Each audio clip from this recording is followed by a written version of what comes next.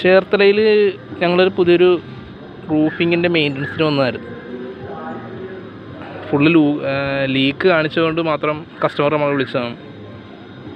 അപ്പോൾ നേരത്തെ മുമ്പ് ചെയ്തിരുന്നവർ അത് ലീക്ക് പ്രൂഫിന് വേണ്ടിയിട്ടുള്ള സാധനങ്ങളെല്ലാം ചെയ്തിട്ടുണ്ടായിരുന്നു. പക്ഷെ അത് പെർഫെക്റ്റ് ആയില്ല. അത്ര സംഭവം ടാർ ഷീറ്റ് ഒട്ടിച്ചിട്ടുണ്ടായിരുന്നവർ ആ ടാർ ഷീറ്റ് ഫുള്ള് ഉരിച്ചൊലുകി പോയി.